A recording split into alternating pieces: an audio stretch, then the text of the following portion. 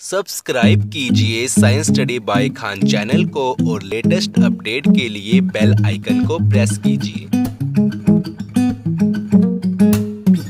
अस्सलाम वालेकुम व रहमतुल्लाहि व बरकातहू। बिस्मिल्लाहिर्रहमानिर्रहीम। Hello students, how are you? I hope you have a great day.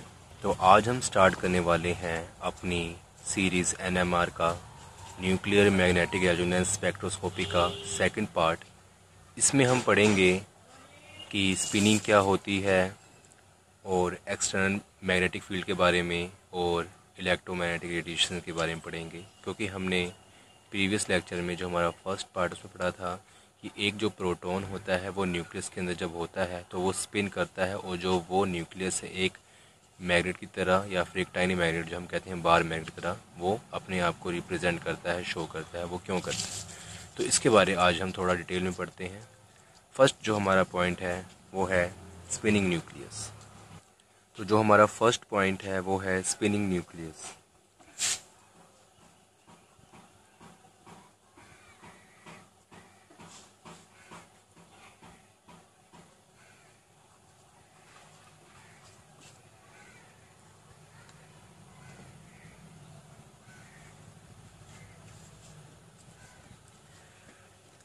इसमें हम लिखते हैं the proton present in the nucleus spinning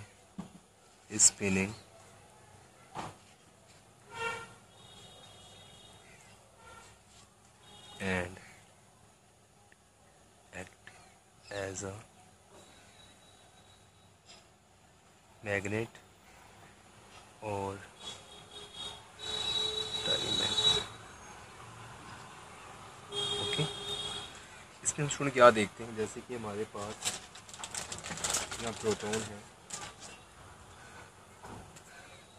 ये हमारा प्रोटॉन है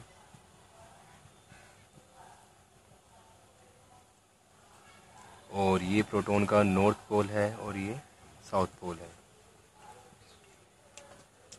जो प्रोटॉन और इसकी डायरेक्शन यहाँ से यहाँ तक है, ठीक है, इसकी डायरेक्शन ये है, कैसे रोटेट कर रहा है और ये क्या करता है, स्पिन करता है एक्चुअली। तो स्टूडेंट इसकी मैंने पिक्चर यहाँ बना दी है। ये हमारा प्रोटॉन है, ये इसका नॉर्थ पोल है, ये साउथ पोल है, या फिर ये इस डायरेक्शन में होगा, ये नॉर्थ पोल है, ये साउथ पोल है, इसकी डायरेक्शन ये है, मतलब स्पिन कर रहा है। जैसे कि मान लो ये हमारा एक प्रोटॉन है, ये इसका साउथ पोल है और ये नॉर्थ पोल है, ठीक है, ये वाला इसका नॉर्थ पोल है। तो अब क्या करेगा, ये स्पिन करता है, प्रोटॉन है ये ऐसे करता है, देखो, ठीक है, अपनी जगह पे ये ऐसे से करता है प्रोटॉन। तो ये क्या स्पिन कर रहा है, ठीक है, ऐसे ऐसे ऐसे, ठीक है। तो ये क्या कर रहा है, स्पिन कर रहा है अपनी जगह पे। जब ये स्पिन करता है तो क्या होता है, या फिर ऐसे भी कर सकता है या फिर ये ऐसे ऊपर नीचे भी कर सकता है, जिस डायरेक्शन में ये स्पिन करता है, मतलब ये हिलता जुलता है। हम इजी लैंग्वेज में कहें तो ये हिलता जुलता है। तो यहाँ लिखते हैं due to spinning of electron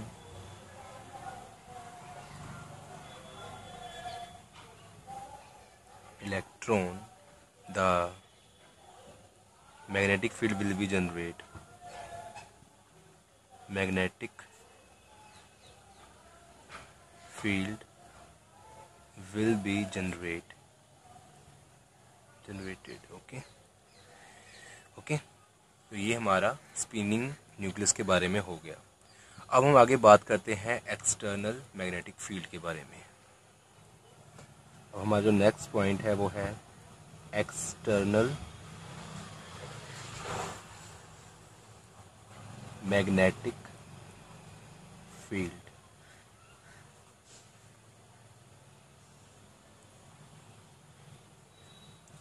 इसमें हमें क्या करना है, when external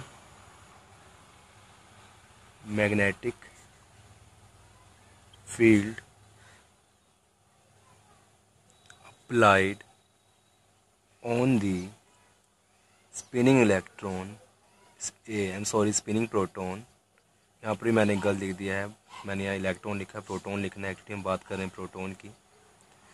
spinning proton, then the protons will be aligned into two direction। तो जब जो हमारा प्रोटॉन है वो स्पिन कर रहा है और उसके ऊपर हम एक्सटर्नल मैग्नेटिक फील्ड अप्लाई करते हैं, तो जो हमारा प्रोटॉन है वो टू डायरेक्शन में अलाइन करता है अपने आप को, मतलब अपने आप को वो ले जाता है। हम देखते हैं वो डायरेक्शन कौन सी है। पहली जो बात में डायरेक्शन है वो है proton will be aligned with the same magnetic field. मतलब जो ये ऐसे कि प्रोटॉन है in the direction of magnetic field और opposite the direction of magnetic field,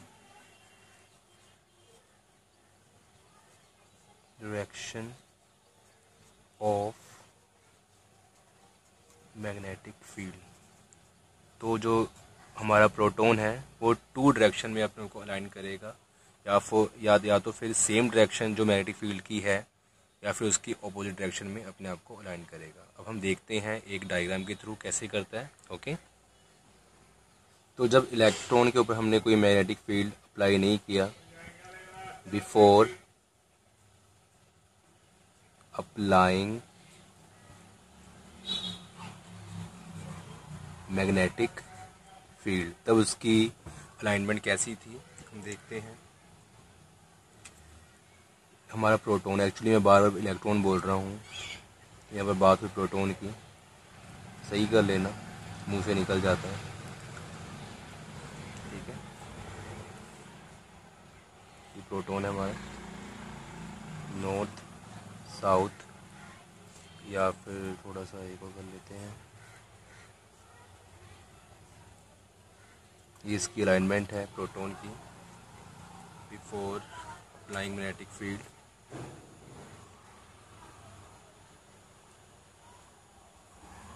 जब हमने मैग्नेटिक फील्ड अप्लाई कर दिया, after the applying magnetic field, after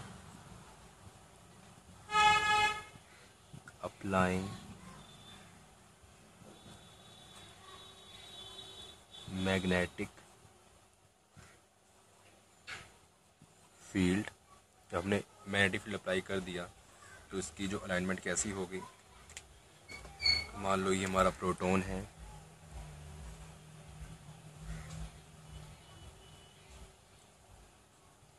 north south, okay, और यहाँ पर हमने एक मैग्नेट रखा, मतलब हमने एक एक्सटर्नल मैग्नेट लिया, उसके पास में रख दिया कि वो अपना जो मैग्नेटिक फील्ड है वो यहाँ पर अप्लाई करे। मैग्नेट एक्सटर्नल मैग्नेटिक फील्ड जो अप्लाई कर रहा है, और इसके मैग्नेटिक फील्ड की जो डायरेक्शन है वो ऐसी है, नॉर्थ साउथ, और इसकी जो वैल्यू है मैग्नेटिक फील्ड की वो है B0 हम मान लेते हैं। अभी क्या करेगा प्रोटॉन, अपने आप को या तो in the same directions of the magnetic field, हम इसको कलर कर दें थोड़ा सा, या तो ये जो प्रोटॉन है या तो अपने आप को ये अपोज करेगा इस मैग्नेटिक फील्ड के। पहले तो ये बिफोर मैग्नेटिक फील्ड है कि जब हमने मैग्नेटिक फील्ड अप्लाई नहीं किया, तो ये वो कंडीशन है। उसके बाद हमने मैग्नेट रखा, तो अब ये अपने आप को अपनी जो अलाइनमेंट है वो चेंज करेगा, या तो ये ऑपोजिट हो जाएगा, नॉर्थ साउथ, ठीक है, ओके, और या तो ये अपने आप को सेम डायरेक्शन में रखेगा जो हमारी अप्लाइड मैग्नेटिक फील्ड डायरेक्शन है इसमें, नॉर्थ साउथ में,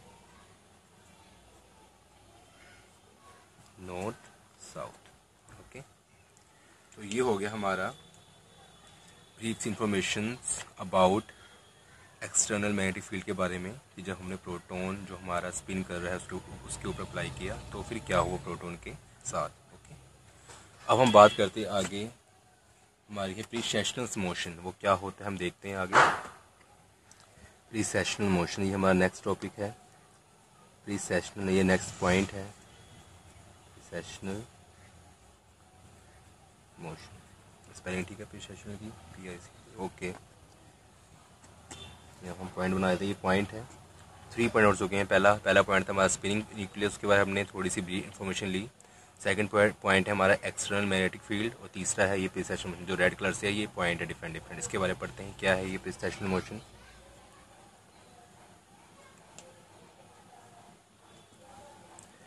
इसके बारे में लिखते हैं थोड़ी सी definition. After applying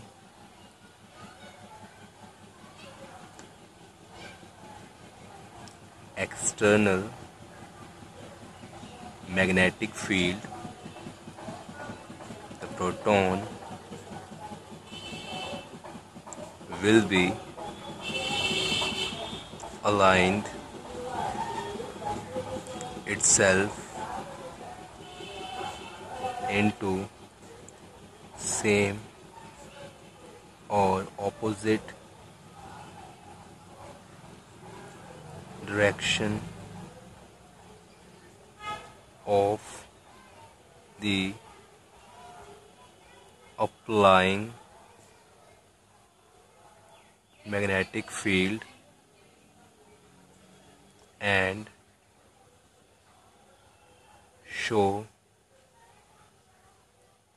precessional motion। Okay, तो जब हमने जो स्पिनिंग इलेक्ट्रॉन है उसके ऊपर एक्सटर्नल मैग्नेटिक फील्ड अप्लाई किया तो ये इलेक्ट्रॉन क्या करते हैं अपने आप को या तो same directions of the applied magnetic field या फिर opposite direction of the applied magnetic field में अपने आप को अलाइन कर लेता है, मतलब अपने आप को उस डायरेक्शन में कर लेता है। तो और ये एक खास टाइप की मोशन शो करता है। ठीक है, देखते हैं कैसे, इसके बाद समझाता हूँ मैं। जैसे कि ये हमारा है ब्लू से मैंने किया था, ब्लू से ये हमारा प्रोटॉन है। ठीक है, नॉर्थ साउथ, ये कंडीशन तब है जब इसके ऊपर कोई भी मैग्नेटिक फील्ड हमने अप्लाई नहीं किया, जब ये न्यूक्लियस में है और इसकी डायरेक्शन कुछ इस टाइप की है, मतलब इस टाइप की स्पिन कर रहा है। क्या स्पिन कर रहा है ये हम देखते हैं इसको। ये ऐसे स्पिन कर रहा है, ऐसे। ठीक है, ऐसे स्पिन कर रहा है ये। ठीक है, ये जो हमारा प्रोटॉन है। अब हमने इसके ऊपर जब मैग्नेटिक फील्ड अप्लाई किया तो जो हमने ये डायग्राम देखा है इस डायग्राम के अकॉर्डिंग या तो ये अपने आप को same direction of the magnetic field में अपने आप को अलाइन कर लेगा या फिर ऑपोजिट डायरेक्शन में कर लेगा। तो जब ये करेगा तो इसकी जो ये मूवमेंट है जो कुछ इस टाइप की थी, इस टाइप की या फिर इस टाइप की, एक बार में एक डायरेक्शन में होगी, पर्टिकुलर डायरेक्शन में, या फिर ये होगा या फिर ये ऐसी होगी। ठीक है, या फिर ऐसी होगी। ठीक है, तो इस टाइप की थी, मतलब टू एंड फ्रो मतलब left right left right left right left right. Okay, लेकिन जब हमने इसको मैग्नेटिक फील्ड अप्लाई किया तो इसकी जो डायरेक्शन ये चेंज हो जाएगी। तो ये कैसी हो जाएगी, मतलब जो ये मतलब मूव कर रहा है उसकी डायरेक्शन चेंज हो जाएगी। तो ये ऐसा हो जाएगा, हमारा प्रोटॉन है नॉर्थ साउथ। ओके, और इसकी जो अलाइनमेंट होगी वो इस टाइप की हो जाएगी, देख लेते हैं।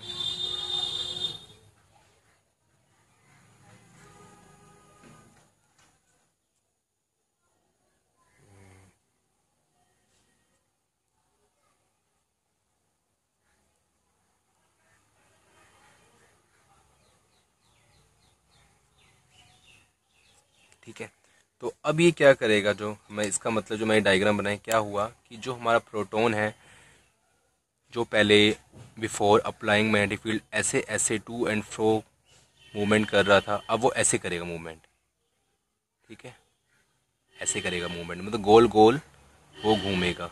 जो हमारा प्रोटॉन है पहले कैसे कर रहा था, बिफोर अप्लाइंग मैग्नेटिक फील्ड ये ऐसे ऐसे ऐसे ऐसे ऐसे ऐसे, ये हमने मैग्नेटिक फील्ड अप्लाई किया इसके ऊपर, तो इसकी जो मूवमेंट है वो चेंज हो जाएगी, वो ऐसे हो जाएगी।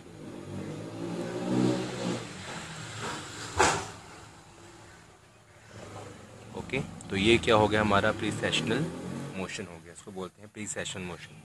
एक्चुअली प्रीसेशन की जो स्पेलिंग है वो थोड़ी सही कर लेना, मेरे हिसाब से PRECESSIONL स्पेलिंग कुछ होगी, PRECESSIONAL, देख लेना एक बार, ठीक है। प्रीसेशन मोशन की स्पेलिंग ठीक है कि नहीं है।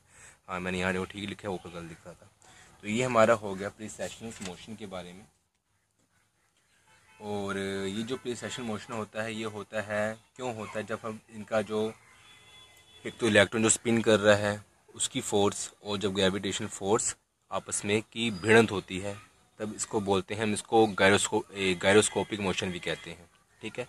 प्रीसेशन मोशन को हम गायरोस्कोपिक मोशन भी कहते हैं। इसका रीज़न क्यों होता है कि एक तो हमें पता है कि कोई भी अगर चीज़ है इस कायनात में, इस यूनिवर्स में पाई जाती है, उसके ऊपर एक ग्रेविटेशन फोर्स लगती है, तो उस ग्रेविटेशन फोर्स के अकॉर्डिंग जब हम एक्सटर्नल मैग्नेटिक फील्ड अप्लाई करते हैं तो इलेक्ट्रॉन स्पिन करता है, और दोनों के बीच में अगर इंटरेक्शन होती है दोनों फोर्स के बीच में, एक तो स्पिन ऑफ इलेक्ट्रॉन, एक gravitation force of the spin of proton. I am sorry, बार मैं इलेक्ट्रॉन का जिक्र कर रहा हूँ, ये इलेक्ट्रॉन का जिक्र बिल्कुल नहीं है, मेरे मुंह से बार बार वही निकल रहा है, तो इसको सही कर लेना, प्रोटॉन लिख लेना, अगर कहीं भी मैंने गलती से इलेक्ट्रॉन बोला तो माजरत। तो वो क्या करता है कि जब दोनों बीच में भिड़ंत होती है, दोनों फोर्स के बीच में, तो ये ऐसे गोल गोल मूवमेंट करना शुरू कर देता है।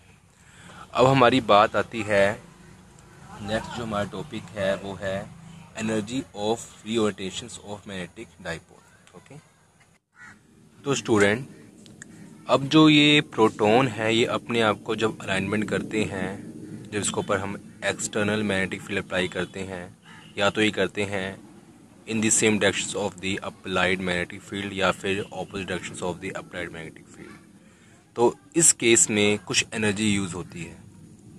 अब जैसे कि मान लो 10 प्रोटॉन हैं, ठीक है, उसमें से जो 5 प्रोटॉन हैं वो अपने आप को same direction of applied magnetic field में अपने आप को अलाइनमेंट कर लेते हैं, और 5 प्रोटॉन अपने आप को ऑपोजिट डायरेक्शन में अलाइनमेंट कर लेते हैं। तो इस केस में क्या होगा कि जो एनर्जी हो, मतलब एनर्जी जो आ रही है वो ज़ीरो आएगी।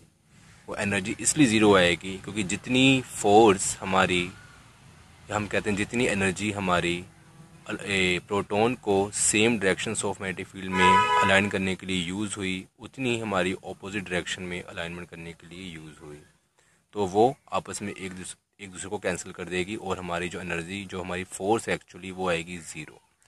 बट इस केस में ऐसा नहीं होता। इस केस में क्या होता है, 6 या 7 इलेक्ट्रॉन, मतलब इक्वल नंबर ऑफ इलेक्ट्रॉन कभी नहीं होते।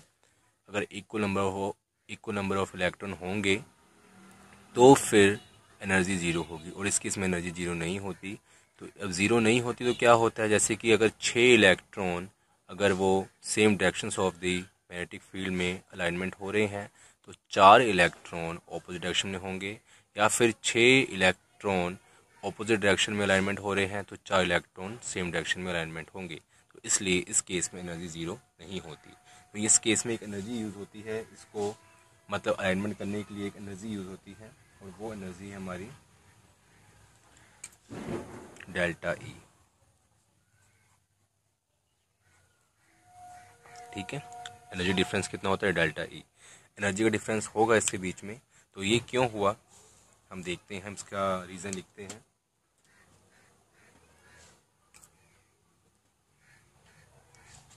वो है number of proton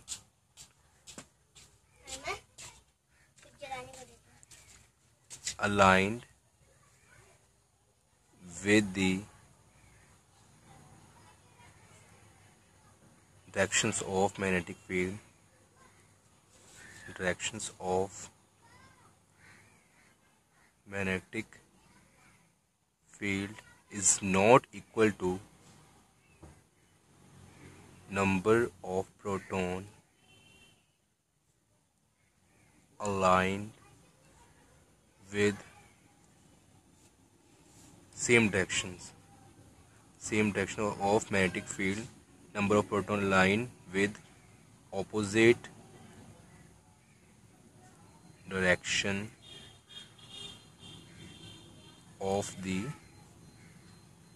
magnetic field। तो ये इसलिए नहीं होती क्योंकि जितने इलेक्ट्रॉन, मैंने बताया पीछे केस में वही चीज़ है, मैग्नेटिक फील्ड। ठीक है, इसका रीज़न ये हुआ। तो इस केस में क्या होता है, एक एनर्जी यूज़ होती है, वो एनर्जी होती है डेल्टा ही। तो उस केस को मैं यहाँ ही कर देता हूँ कि आपको आगे पेज फोल्ड ना करना पड़े। वो एनर्जी होती है डेल्टा ई, और ये डेल्टा ई इक्वल टू होता है एच न्यू, ये फ्रीक्वेंसी है न्यू, एच है प्लैंक्स कांस्टेंट की वैल्यू। तो delta equal to H nu, H क्या होता है हमारा, प्लैंक्स कांस्टेंट,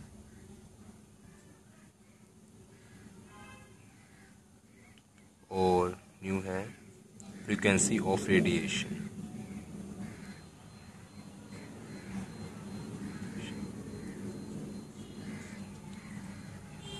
प्लैंक्स कांस्टेंट की वैल्यू होती है 6.626 इंटू 10⁻⁻34 जॉल पर सेकेंड। तो यहाँ तक अब हमारी बात हो गई है energy of reorientation of magnetic field. अब हम बात करते हैं प्रोसेशंस फ्रीक्वेंसी की नेक्स्ट पॉइंट में, नेक्स्ट टॉपिक।